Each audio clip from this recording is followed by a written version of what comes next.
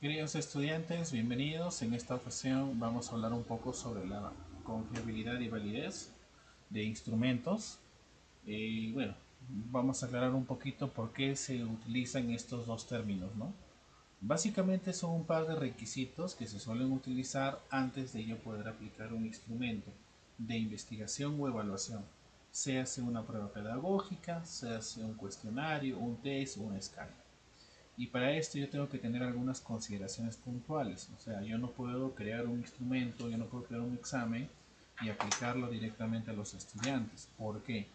Puede ser que esté mal redactado o en su defecto también la evaluación puede que esté en una configuración de niveles o sea demasiado sencillo o medianamente fácil de resolver o muy difícil, de tal manera que los estudiantes no me van a manifestar o no voy a poder estudiar en los sujetos realmente la graduación de los conocimientos o no voy a llegar a entender realmente lo que yo estoy queriendo investigar.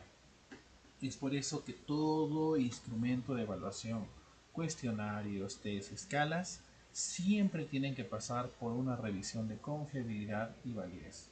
La confiabilidad es a veces conocida como la consistencia estadística, mientras que la validez es la revisión de la coherencia técnica, utilizando en este caso algunos expertos que puedan revisar mi instrumento y darle un visto bueno antes de aplicarlo.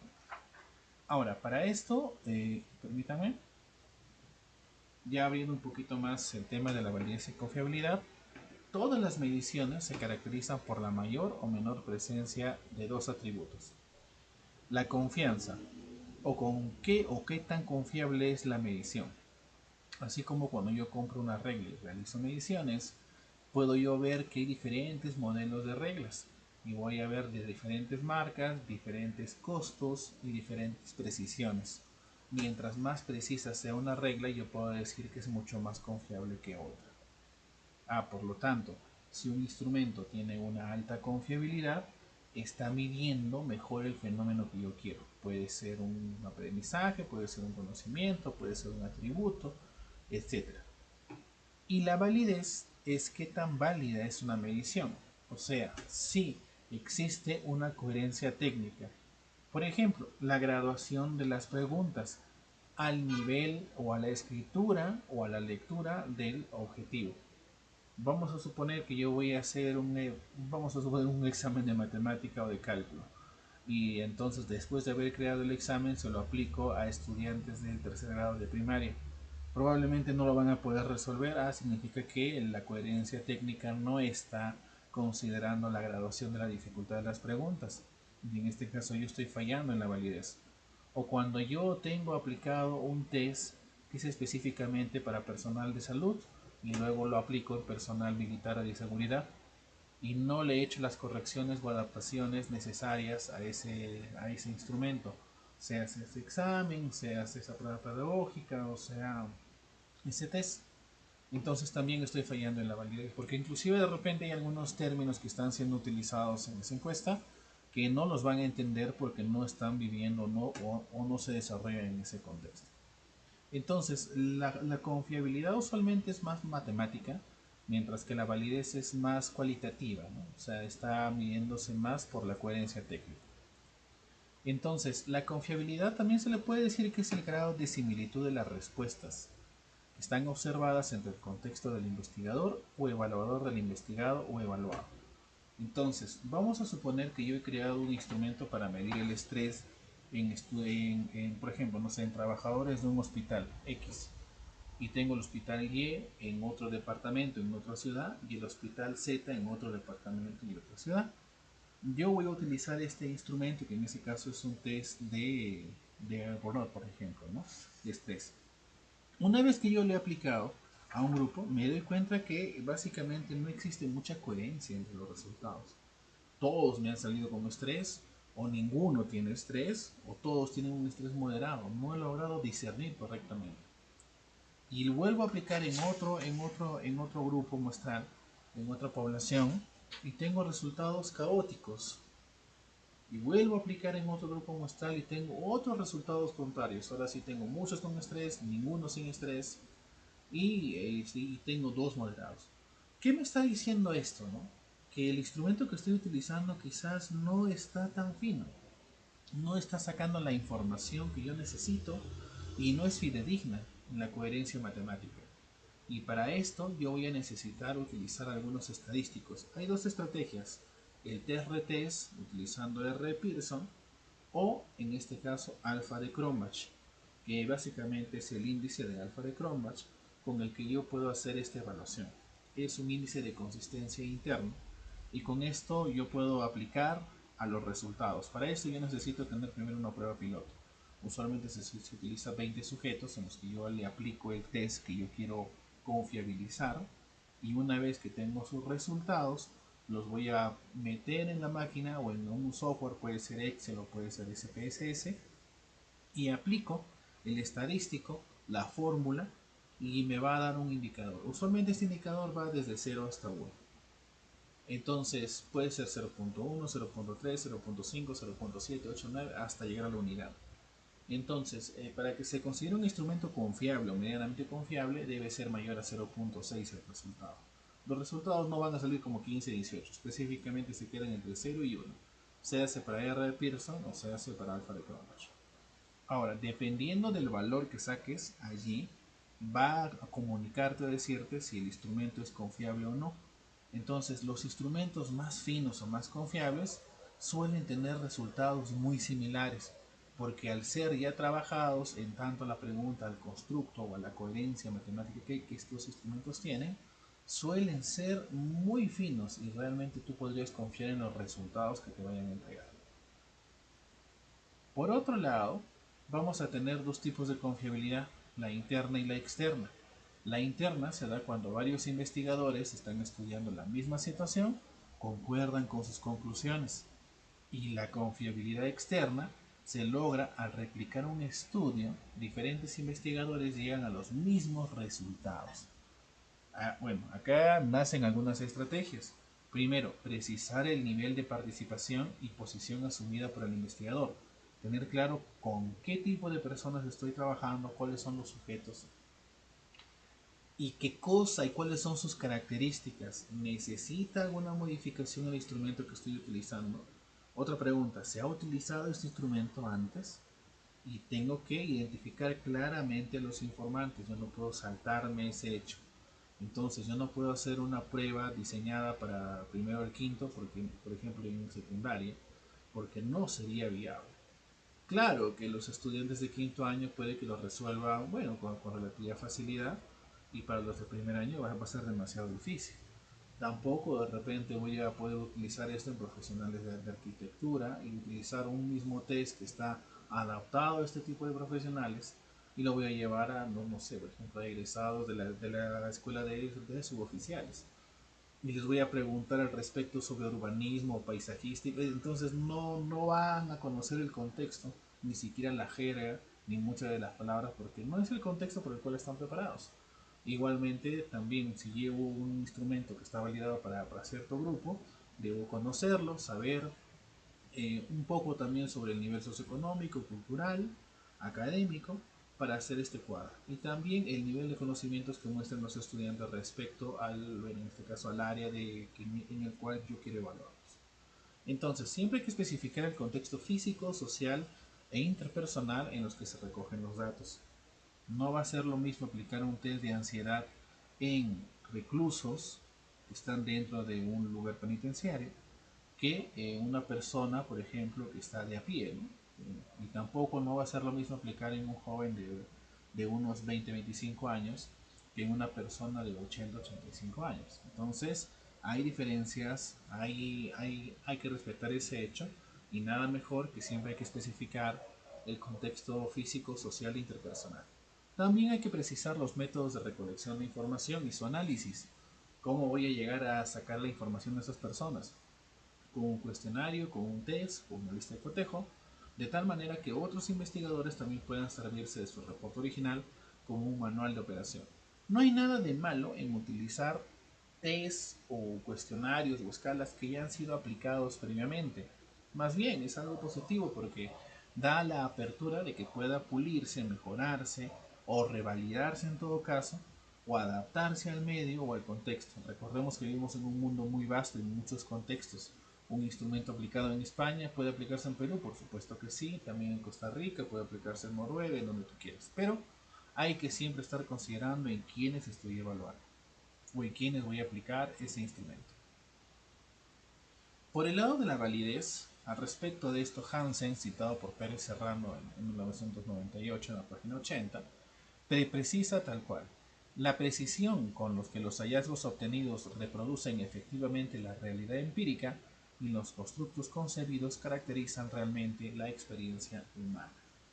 O sea, mientras más fidedigno sea a la realidad, puedo yo decir que este instrumento realmente está registrando el fenómeno de la forma más objetiva posible.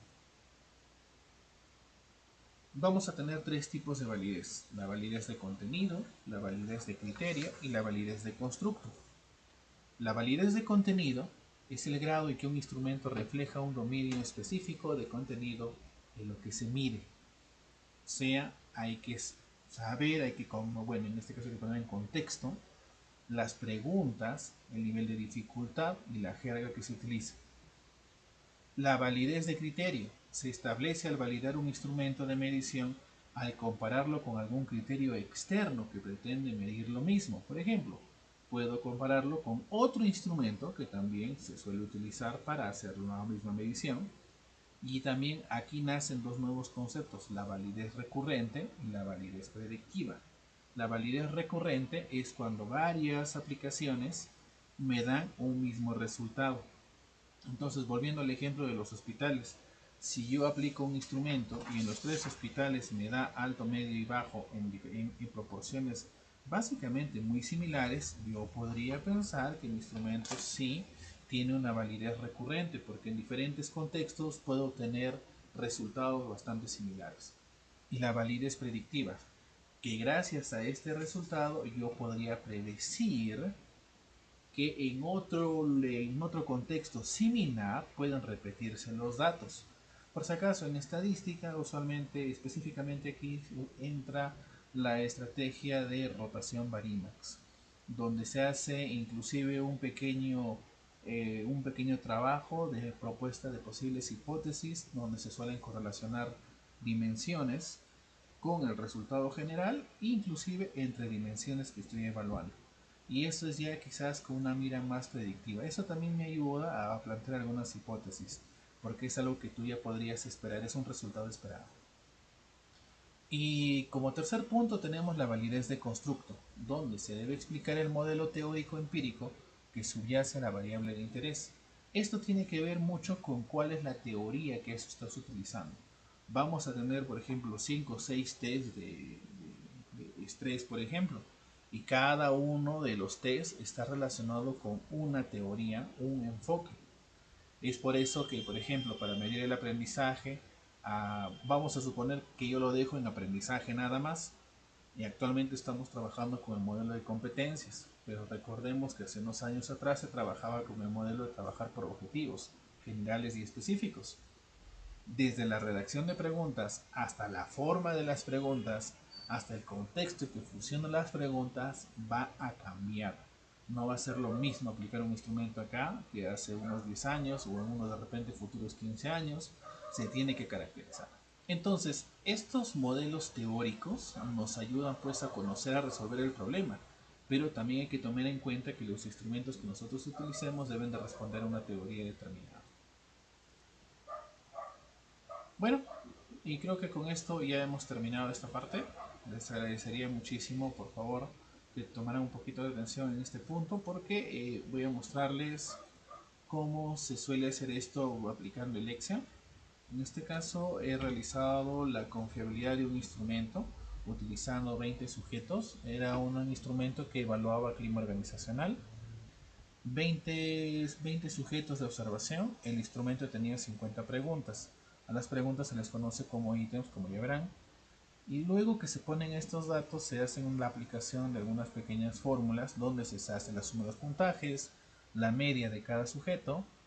Luego se saca la desviación individual de cada sujeto con respecto a la media de la prueba. Se saca el puntaje Z y el puntaje T, que son básicamente algunos tipos bueno, que no son variaciones, simplemente se va obteniendo estos resultados y se va haciendo una pequeña aplicación de fórmulas bastante simples utilizando la suma de puntajes, utilizando los valores obtenidos en los ítems, y yo voy a poder utilizar esta información para luego también utilizarla y sumarla a la media de los ítems, a la desviación estándar, luego sacar la varianza y luego sacar la suma de las varianzas de los ítems. Y luego voy a ir acá anotando. En este caso ya en forma automática se está actualizando todo. Se va a sacar también la media. Disculpen, vamos a ampliar un poquito más para que se pueda ver. Aquí está. La desviación estándar, la desviación del test, el número de ítems se anota acá. Y esto es para que se aplique en la fórmula. Aquí está ya la fórmula, bueno, básicamente sistematizada. Y acá me he dado yo también el trabajo de poner una tablita de interpretación. O sea, una vez que me sale este resultado en alfa, que me está diciendo cuál es el tipo de correlación. Bueno, acá hay unos datos adicionales para hallar, en este caso, el nivel de confiabilidad, dependiendo de la cantidad de personas. Pero en este caso lo estoy trabajando con 20. Lo ideal es trabajarlo con 30, pero con 20 personas basta y sobra. Ahora, según por si acaso, en los lineamientos estadísticos, mencionan que hasta con 4 personas podrías iniciar a hacer la confiabilidad, pero por experiencia personal, mientras menos personas son, la confiabilidad suele salir baja o nula. Entonces es importante tener una suficiente cantidad muestreal. No hay un límite tampoco, ¿no? O sea, tampoco hay que, si son 100 sujetos, no hay ningún problema. O sea, esto puede ir a más, pero a menos de 4 no, y lo ideal son 20. Ahora, al respecto de eso, si yo tengo ya el valor, puedo hacer mi interpretación. Entonces aquí tenemos que si sale desde, como les decía, ¿no? Esto va desde 0 hasta 1, y sale desde 0.01 hasta 0.0, bueno, hasta 0.2 es muy bajo, y así, ¿no? Y en este caso se suele más bien elegir que sea desde 0.6 para arriba, para considerar algo que es confiable. En la mayoría de investigaciones no se acepta ni muy baja, ni moderada. Se acepta solo desde alta, muy alta. ¿Qué pasa si me ha salido una confiabilidad muy baja? ¿Qué pasa? Bueno, en este caso yo voy a poder identificar ítem por ítem utilizando el ítem media y la desviación y conocer cuáles han sido las preguntas que todos los estudiantes o todas las personas o todos los sujetos han respondido bien o no han respondido, o si alguno de ellos me está trayendo algún problema en específico. Para esto, si es una prueba pedagógica, se halla el índice de dificultad de cada pregunta, o sea, cuán difícil fue para contestarla por la mayoría de las personas. Y luego también se puede hacer otro tipo de análisis para yo poder, en este caso, seccionar y elegir cuáles son las preguntas que están bajando mi confiabilidad. Y si la están bajando, yo tengo la obligación de volver a reformularlas, reemplazarlas o eliminarlas. También se puede hacer. De tal manera que la confiabilidad se puede elevar y sea mayor al 0.6. En este caso yo este mismo ejercicio lo he copiado aquí y lo he pasado al SPSS, donde acá, bueno, es bastante sencillo, se pone a analizar. Obviamente que acá tengo los 20 sujetos, siguen siendo las 50 preguntas. Claro que acá no he hecho nada más adicional porque en el SPS ya es mucho más automatizado. Analizar, escala, análisis. En este caso yo ya he puesto todas las variables. Usualmente esto cuando ustedes lo abren suele estar aquí. Yo ya lo he incluido. Acá elijo la prueba que es alfa de Cronbach, acepto. Me va a entregar un pequeño valor. Alfa de Cronbach, obviamente que en el SPS nunca te va a dar o te va a decir que hay un 0 adelante. Ya se puede dar por seguro que hay un 0, porque aquí hay una coma. 0.95 o 959. ¿Ok? No sé, en este caso es una confiabilidad alta, 0.9. Vámonos por ahí. ¿Ok? 0.9 es una confiabilidad muy alta, muy alta. Acá me ha salido 0.96 y con el SPS 0.90 y bueno, es casi 0.959 y redondeando 0.96. Bastante cerca. Nunca van a ser iguales porque los algoritmos matemáticos pueden ser a veces un poco más finos o flexibles en algunos puntos, pero en general no va a variar demasiado, ¿no? Está variando por 0.1, 0.02, etcétera, pero es mínimo. En tal caso, sí se considera que este instrumento podría ser confiable.